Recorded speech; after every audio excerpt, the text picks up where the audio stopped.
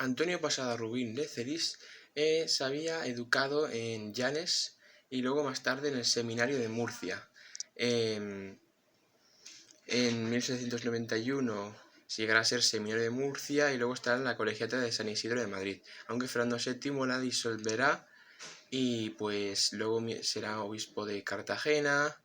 Y también estará en la ciudad de Rodrigo, situada en Salamanca, aunque tenía unas ideas liberales y le permitió que le echaran. Luego más tarde se fue a Roma con el Papa y luego más tarde a Francia. Regresó en 1833 y fue nombrado presidente del estamento de procuradores en 1834 y apoyó pues a Isabel II para que fuera reina. Y luego más tarde, en 1847, fue nombrado patriarca de las Indias Orientales. Francisco Martínez de la Rosa en 1834 será nombrado ministro de Estado. Pues allí formará el partido moderado, que era como un modo liberalista, porque él quería perdonar a todos los liberales que había intentado condenar Fernando VII, pero siempre estaba a favor de la monarquía. Y pues se creó pues el sistema bicameral, que estaba en la cámara más alta representado por el Senado y la cámara más baja. Un sistema que ya existe en muchísimos países, como actualmente en los Estados Unidos. María Cristina pues aprobó el Estatuto Real de 1834, en el que podría haber como democracia, pero digamos no del pueblo, sino pues de las clases más privilegiadas, como por ejemplo están los duques. Tampoco había ni constitución ni nada de eso, y pues Francisco Martínez de la Rosa la tuvo que aprobar. Él apoyaría pues al bando isabelino, ¿vale? Estaría en contra de todos los carlistas. Y luego más tarde será nombrado embajador en Roma y París. Uno de los últimos presidentes del Consejo de Castilla, uno de los más conocidos, que fue el penúltimo, fue Francisco Fernández del Pino.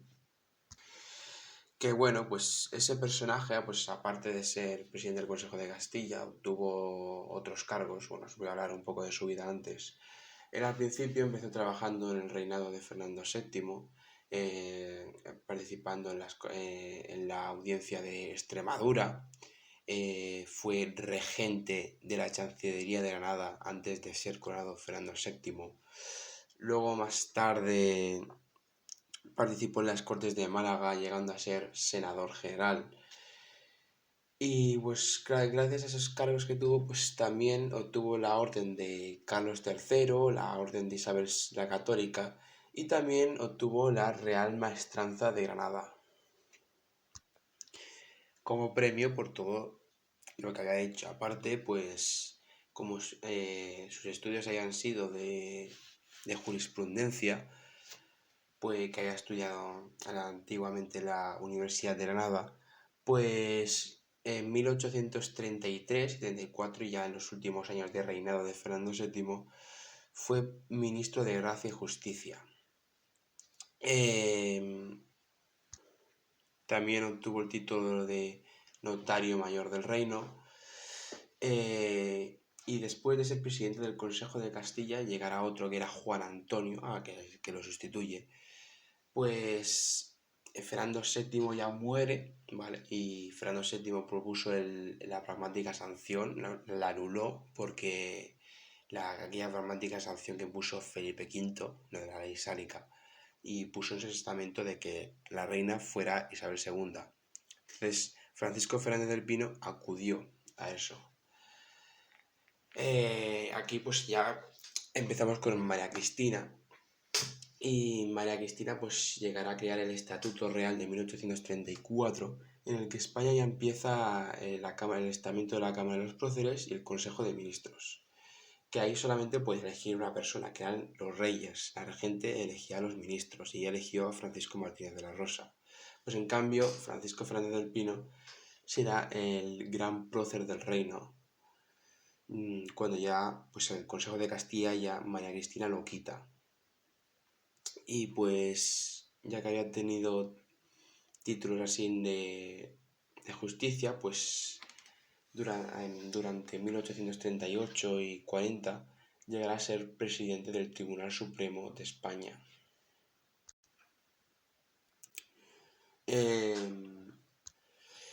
Bueno, pues él tampoco es que fuera un personaje muy importante, pero bueno, se le conoce pues por ser uno de los últimos presidentes del Consejo de Castilla y bueno, como recompensa pues obtuvo el título de primer conde de Pino, ya que su apellido era eso.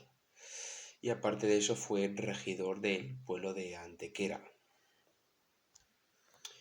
El Tribunal Supremo pues era el cargo más alto, pero, pero no lo debes de confundir con la Inquisición. La Inquisición ya en esos años ya desaparece y ya pues digamos que empiezan los partidos moderados. Bueno, pues de políticos tenemos a un ministro de Hacienda que fue Mendizábal. Mendizábal pues había propuesto la idea de aliarse con Portugal para pues también apoyarle al bando de los pedristas, que eran los liberales, y también estaban los que estaban a favor de María II de Portugal. Y pues en ese momento España tenía un ministro que era José María Queipollano, séptimo conde de Toreno. Que se ve que no pudo hacer grandes reformas, ¿vale? Era más bien conservador. Él lo que es que escribió obras sobre la guerra de independencia española. Su cuñado era Rafael Riego, aquel que pegó aquel grito importante. Y también pues fue ministro de Hacienda. Lo que pasa es que luego más tarde tuvo que dimitir. Y luego más tarde se fue a París. José Queipollano. Entonces él lo nombró pues ministro de Hacienda, Mendizábal, y hizo una reforma pues que ¿cómo intentó quitar poder a la iglesia? Pues vendió muchos conventos, ¿vale? O sea, intentó cerrarlos, pero se llama el sistema de la desamortización. Y esos terrenos pues quería que lo ocuparan pues lo que era la burguesía, la gente de clase media. Y lo que es que hicieron la división de muchos lotes a comisiones municipales que luego esos aprovecharon para hacer manipulaciones y lo que es que a propietarios así de pequeño dinero pues finalmente pues los compraron y todo eso. Aunque a Mendizábal María Cristina pues lo echó de la corte. Aparte de eso no lo quería y lo que quería hacer era quitar muchísimas órdenes religiosas. Él estaba a favor pues, de la Constitución. En aquella época el Partido Moderado había mandado hacer el Palacio el Congreso de los Diputados, que está en Madrid, pues que antiguamente había sido un convento, ¿vale? Para decirlo. Mendizábal pues estaba a favor de toda la Constitución, la libertad de prensa, la igualdad, que hubiera democracia, ¿vale? Y pues en 1836 habrá una gran revolución de la Guardia Real que se subleva contra María Cristina, que lo que quiere es que pues haya la antigua Constitución de 1812. Otro político importante pues fue Calatrava. Calatrava pues es el que sustituyó a Mendizábal como presidente del gobierno, bueno, de Hacienda, y pues intentó hacer más reformas de Hacienda, ¿vale? Lo que sé, él obtuvo títulos como por ejemplo ministro de Gracia y pues presidente del gobierno, aunque también luego más tarde lo tendrían que destituir. Él antes había tenido importancia porque lo que sé es que había participado en la guerra de independencia española, había participado en la Alenía de Álava. Pues se ve que Carlos de María Borbón Isidro, que era el hermano de Fernando VII, estaba por aquí cerca, más o menos. Y pues Tomás Zumalacárregui sería uno de los grandes líderes carlistas y aquí participará contra el general O'Donnell. Y aquí habrán varias divisiones, como por ejemplo está la división de, o sea, bueno, los ejércitos de Navarra, los de Ávila, los de Guipúzcoa y otros más también. Lo que sé es que O'Donnell hará 3 divisiones Y también pues obligarán a muchos campesinos a trabajar en la guerra, si no los llevarían a la cárcel. Y pues lo que sé es que las tropas habían empezado a avanzar por aquí, por Salvatierra, y el gobernador de Salvatierra también tenía su propio ejército, que eran las tropas de Odol, y pues finalmente la batalla se desarrollará aquí. Otra batalla que tenemos es en el pueblo de la venta de Echavarri, que está compuesta por 100 jinetes del batallón de la división de Odoil. Y también pues habrán el regimiento de Navarra, el de San Fernando, el de la Reina. Y aquí pues se desarrollará pues por montañas, por valles. Lo que es que las tropas cablistas bajan del valle, luego más tarde chocarán abajo. Y pues más o menos será pues al lado del río. Eso entiendo. Otra que tenemos es la del puerto de la descarga. Una batalla que había participado en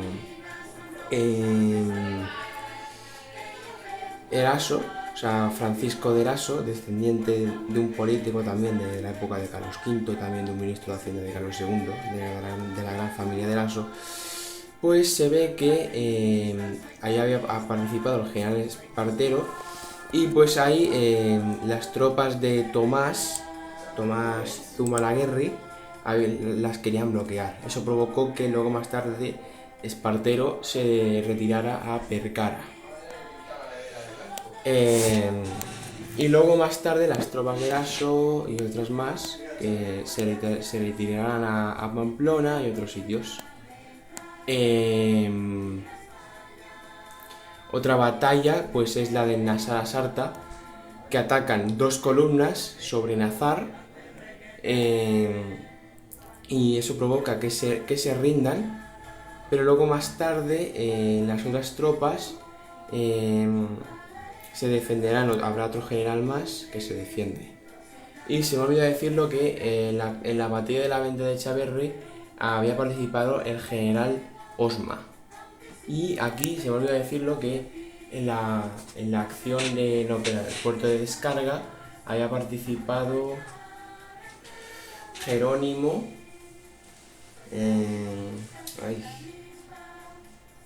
Bueno, se llama Jerónimo. Y lo que sé es que haya sido ministro de guerra. Jerónimo de Valdés, ahora que lo pienso. Y bueno, pues en Madrid habrá una gran resistencia, ¿vale? Que es la carlista, sí, la zona carlista en Madrid. Y pues pondrán aquí varios guardias, pero desde Estella saldrán muchas tropas para dirigirse a Madrid. Pero en cambio luego más tarde habrá otro contraataque, ¿vale? Que esta flecha es así porque es del mismo general, que ya lo explicaré. Luego más tarde regresarán a Estella.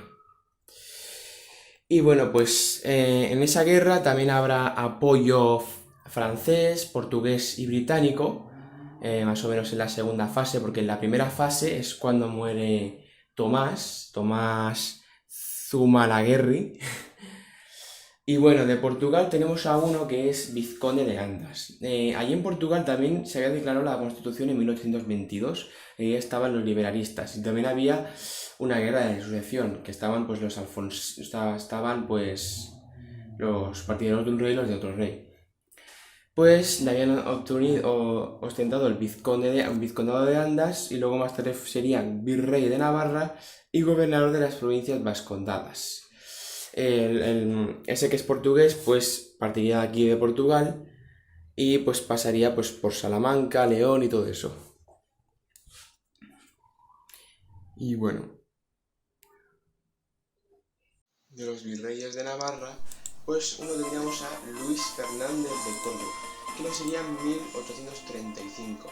Pues se ve que Luis Fernández de Córdoba antes había participado apoyando a la solución de Fernando VII. Se ve que el padre de él había muerto fusilado en la guerra de independencia de Argentina. Y él pues empezaría a tener cargos pues después de los 100.000 hijos de San Luis, que apoyaría pues, al bando absolutista, y recibió la orden de Isabel la Católica. Y bueno, pues por aquí por esta parte de Navarra pues hizo muchas operaciones, como por ejemplo tenemos la batalla de Mentaza, una batalla en que Luis Fernández de Córdoba se enfrentó contra Tomás Zumalacárregui, que fue la primera batalla de las guerras carlistas. Pues intentaba utilizar una estrategia que la utilizó Aníbal el Grande en la época de los romanos. Pues se ve que lo utilizaba como un amo. Y el ejército se ve que se fue dividiendo para pasar los valles, y teníamos a un mariscal, un amigo de él, que era Marcelino Obrar, que se ve que conocía muy bien los valles, y pues intentó salvar al otro bando, a la otra división del ejército, y no, tampoco hizo mucho caso a la orden de Luis Fernández de Córdoba, y empezó a atacar, empezó a ir a la batalla. Otra batalla que también participó fue la batalla de Arlabán. Pues se ve que muchas tropas isabelinas ya habían partido de Viana y se iban dirigiendo pues hacia el norte, iban atravesando ríos, montañas, hasta que finalmente coincidieron en un punto. Lo que sé es que el ejército se dividió en dos, ¿vale? Y fue una gran batalla importante. Finalmente la ganaron. Otra batalla pues es la de Luchana, y se ve que ahí también había participado Baldomero Espartero, el ejército británico, que también había entrado en la guerra apoyando a los isabelinos, y Luis Fernández de Córdoba, después del asedio de Bilbao. Era para atacar a las tropas que habían asediado la ciudad de Bilbao.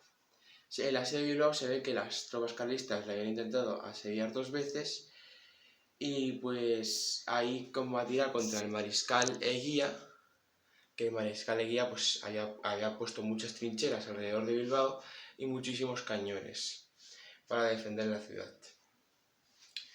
Y bueno, pues Baldomero Espartero será virrey de Navarra, participará en el asedio de Bilbao, cuando pues las tropas isabelinas se dirigieron allí. Y bueno, pues otro virrey de Navarra, en 1836, ¿vale? Pues estoy hablando de ellos. Tendríamos a Joaquín Ezpalaeta, que se ve que ya había participado antes en la Guerra de Independencia Española, había sido capitán general de Cataluña, había sido preso, lo que sé es que había sido pues, también un embajador, ¿vale? En Francia, creo.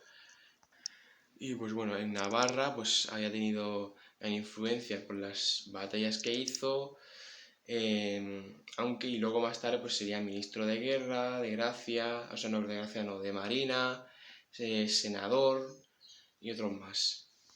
Y se me olvida decir una cosa, que Luis Fernández de Córdoba, ¿vale? Era un descendiente de Gonzalo Fernández de Córdoba, ¿vale? En la época de los Reyes Católicos, aquel soldado que os expliqué una vez. Y pues él se ve que huyó porque se ve que a su ejército lo maltrataba tan mal que se fue a Francia y regresó en 1838, y más tarde se tuvo que retirar. Para añadir una cosa más, que es que en la batalla de Arlabán, ¿vale? No, pero en la de Arquijas, que una de las 2 divisiones, ¿vale? que se hicieron, había un comandante que era Manuel Guerrea. Y había otra división que salió otro pueblo para otro, pero finalmente ganaron la batalla los isabelinos. La ciudad de Pamplona, pues también la habían intentado tomar,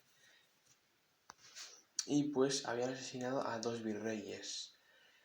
Uno fue Pedro Sarsfield, pero Sarsfield antes había sido capitán general de Cataluña, pero los carlistas se sublevaron.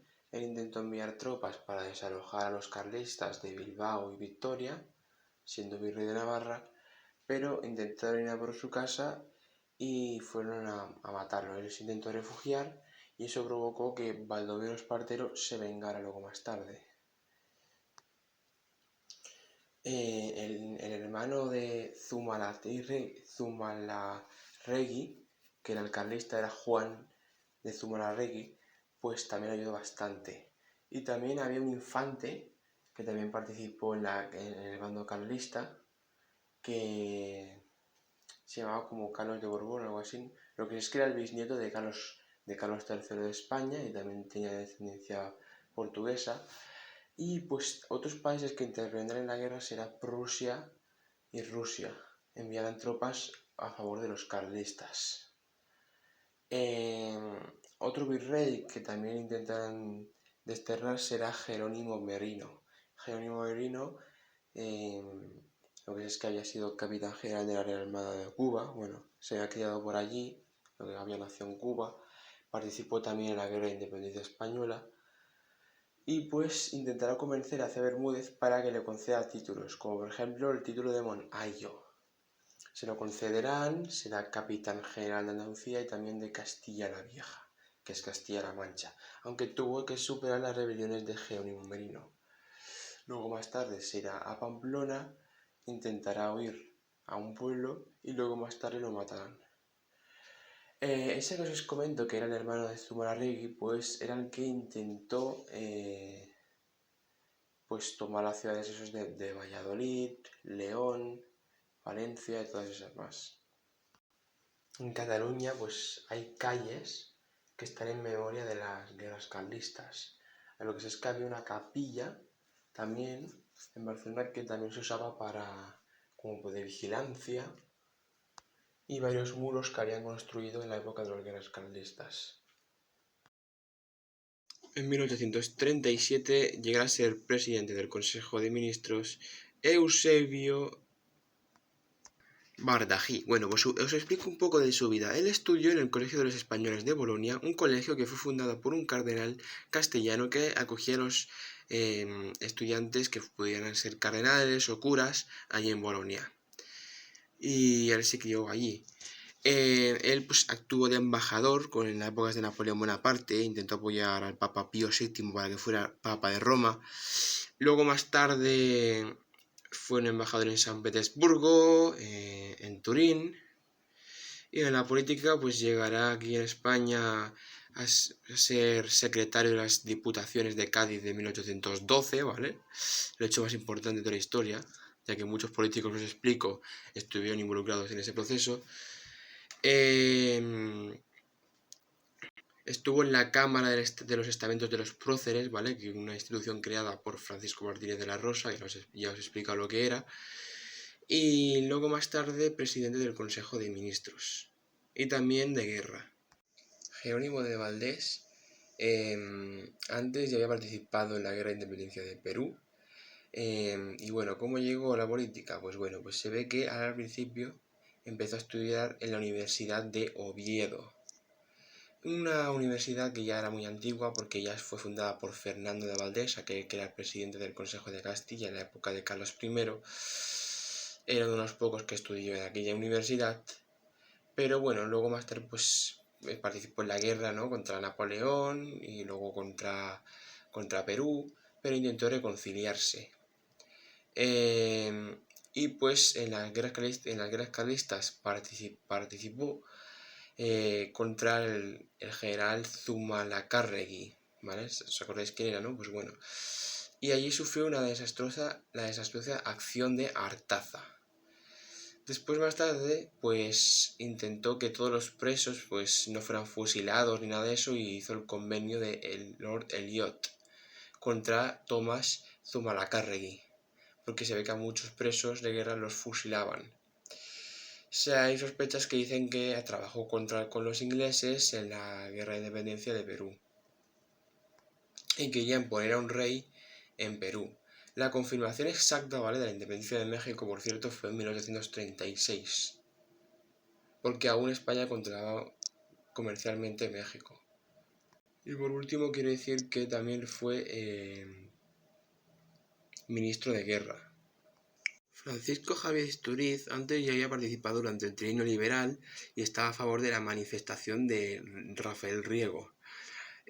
Antes también había sido presidente de las Cortes de Cádiz de 1812 y pues la política, en 1836 se ha nombrado presidente del Consejo de Ministros. Allí pues trabajará mucho el tema de las tropas españolas durante las guerras carlistas. Intentará restablecer la Constitución Española de 1837, que eso definía pues que la separación de poderes y también que, ¿qué pasa? Pues que los que pudieran votar tenían que pagar un 20% a la hacienda, ¿vale? Pero aún las mujeres no podían votar. Y pues también había sufragio censatario. Eso fue después de un motín, ¿vale? El motín contra María Cristina. Por aquellos mismos años, también en Barcelona, había llegado el movimiento que era el ludismo, un movimiento terrorista que era el de destruir las máquinas. Pues se ve que allí fue la revuelta anticlerical de 1835. Pues empezaron a quemar muchísimas iglesias y también hicieron muchísimos prisioneros carlistas. Pues María Cristina lo expulsará de la política, se irá a Inglaterra, pero luego más tarde hay una conspiración contra Baldomero Espartero, que ocupará después la regencia. Luego será presidente del Senado y en 1858 pues será presidente del Consejo de Ministros otra vez más. Aunque luego más tarde, ya en esta foto ya era bastante mayor, estamos hablando de mediados del siglo XIX, y abdicará. Aunque lo que sé es que lo arrestaron. Cea Bermúdez, pues una de las reformas que hará, pues la reapertura de las universidades, mejorar los ayuntamientos, pero luego más tarde pues tendrá que abdicar, ¿vale? Cuando empiezan las llamadas guerras carlistas, participará en la división territorial.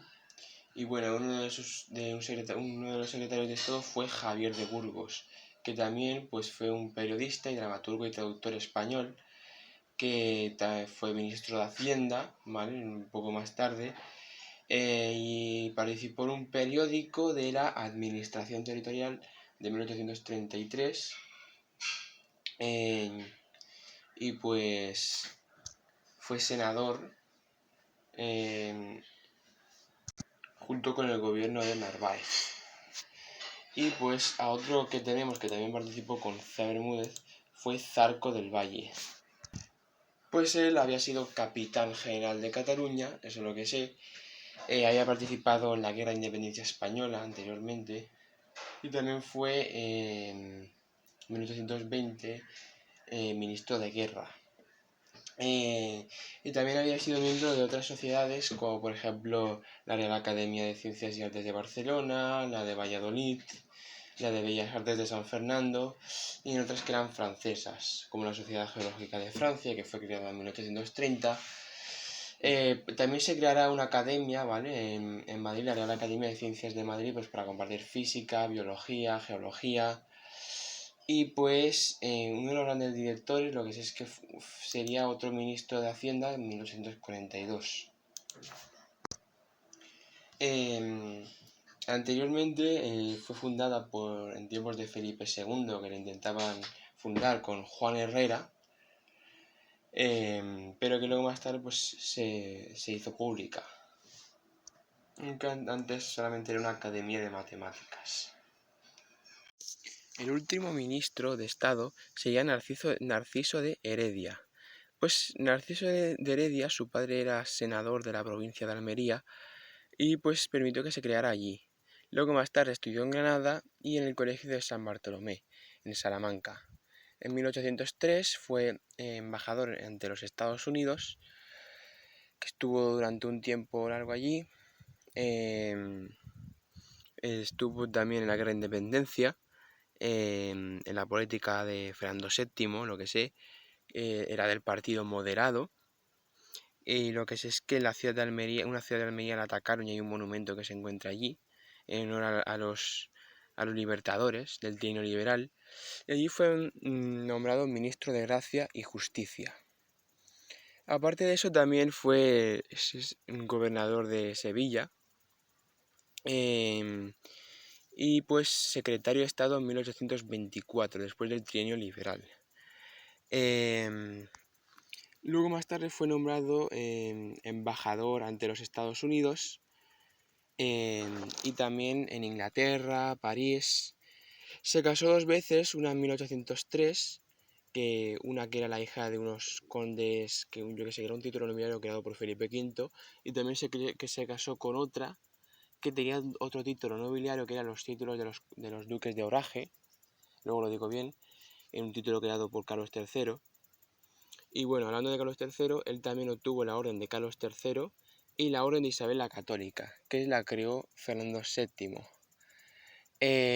Luego más tarde, pues, participará en las reformas liberales para reformar el antiguo régimen que lo querían reformar y también ascenderá a la política. Fernando VII, en su último año de su vida, le concederá el título de Heredia y también será segundo conde de Heredia Spínola. En 1838 será nombrado presidente del Consejo de Ministros por María Cristina y pues no hará muchísimas reformas. Lo que sé es que el sistema de Hacienda no lo podrá sanear.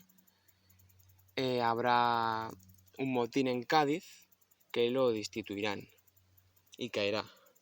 Y bueno, lo que sé es que también otra cosa que quiere decir del mapa de las guerras carlistas es que pasaron por Albacete, ¿vale? Las tropas de Miguel Gómez y también Cabrera, participando contra Diego de León.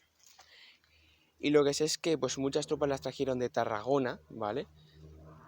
Diego de León y Aleix, y también pues de Aragón. Se introdujeron en la ciudad los carlistas y pues había una ermita y ahí dentro del pueblo pues se intentaron enfrentar entre ellos dos hasta que avanzaran hasta Albacete. Y luego más tarde en el sur que representa que es una zona isabelina, habrá otra batalla importante que también participará Diego de León, que era un alumno, bueno, de Narváez, que Narváez ya también había participado en algunas batallas y luego más tarde será presidente del Consejo de Ministros. Baldomero Espartero sería un soldado que participaría en esa guerra.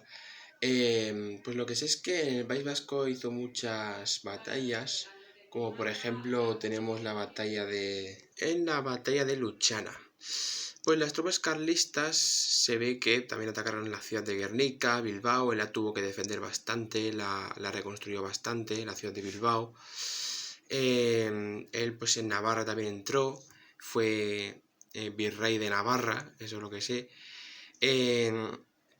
Y pues con las tropas carlistas también se dirigían a Madrid y Madrid tiene una zona isabelina, ¿vale? Estaba bastante protegida y él pues resistió al ataque de Madrid. Él también llegaría a ser presidente del gobierno en 1838 y pues una de las últimas acciones que hará para finalizar la guerra pues es que capitulará en la ciudad de...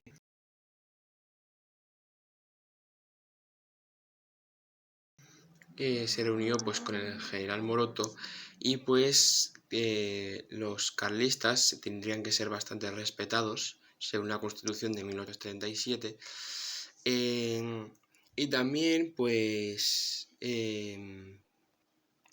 tendrían que entregar las armas. Las divisiones de Álava y Guipúzcoa pues tendrían que ser reconocidas y pues si tomaban leyes pues también la tendrían que aprobar ellos.